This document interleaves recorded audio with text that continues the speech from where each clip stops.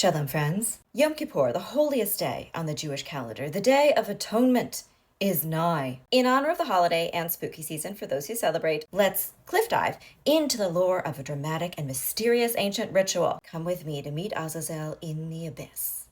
Yom Kippur is a day of prayer, reflection, fasting, and committing to be a better person in the year ahead. In ye old ancient days, it was celebrated with a massive public ceremony in the Holy Temple in Jerusalem. The whole step-by-step tutorial for this can be found in the book of Vayikra, Leviticus, God's OG back in the day biblical instructions. 2 goats are brought to the Kohen Gadol, the high priest in the temple, and are presented before God. One of the goats is labeled, "This one's for God," and was offered as a sacrifice in the temple. But the other was labeled, "To Azazel." The Kohen Gadol put his hand on the head of the Azazel goat, aka the scapegoat, and copy-pasted all of our intentional sins onto said goat. It had terabytes of storage space for this. And then that goat schlepped everybody's emotional baggage into the desolation to whatever or whomever Azazel is. Now, if we stopped there, where the Torah instructions end, Azazel might just sound like a charming little goat sanctuary in the middle of nowhere. I'd visit, but later texts do add kind of a darker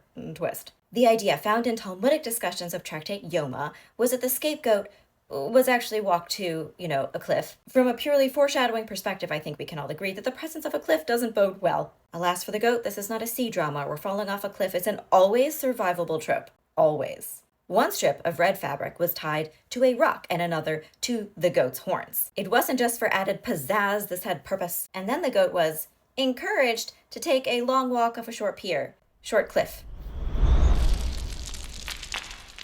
Rest in pieces.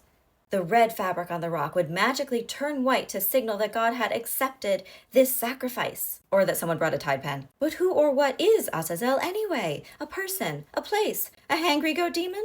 The greatest of all time? What are we working with? Here are some of the many theories. Let's start with a very literal approach. Azazel might just mean goat that goes bye-bye, from the Hebrew word az, goat, and azal, to go away. Rashi thinks it describes the terrain itself, a steep, rocky, or hard place. Now let's venture into the supernatural explanations. The school of Rabbi Ishmael taught that Azazel atones for the actions of Uzzah and Azael, fallen angels or sons of God, the giant Nephilim who decided to take human women in Genesis, thereby corrupting the world during the generation of the flood.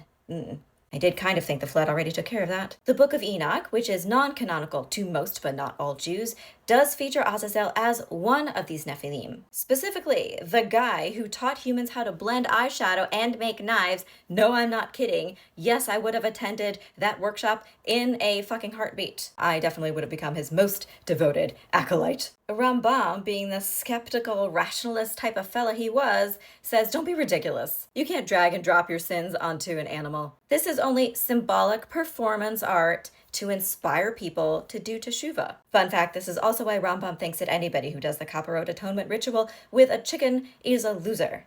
You don't want Rambam to think you're a loser, right? Right? Because I will too. Ibn Ezra says, the true meaning of Azazel is a deep secret, and we do not talk about Bruno until you are 33. And Ramban, not to be confused with Rambam, Ramban with an N at the end, says, okay, he's not going to tell you, but I will totally tell you. I can't wait to tell you, actually. I counted out 33 verses in the Torah from the mention of Azazel, and it turns out that Azazel is a goat demon. But the goat was never ritually slaughtered. Nope. To avoid people getting the wrong idea and thinking that Jews were worshipping demons or Hasatan by airdropping them goats on Yom Kippur. Thank you for clarifying, Ramban. You are so much more fun than Rambam.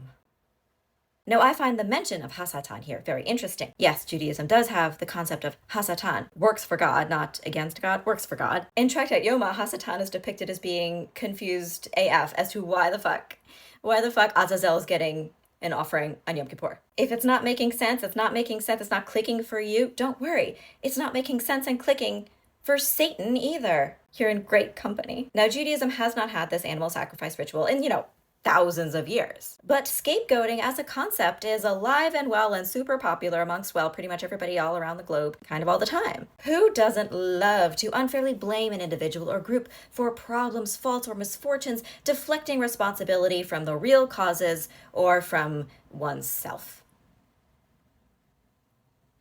Who doesn't love that?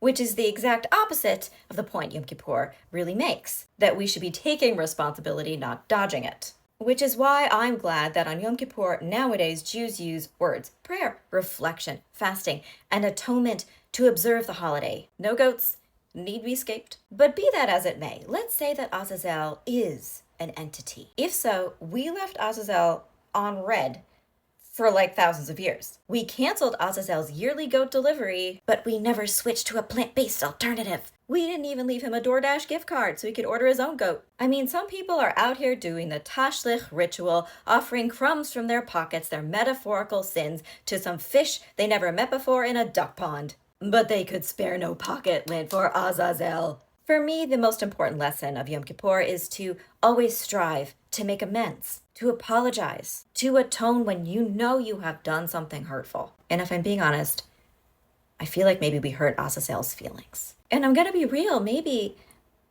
we should atone for that.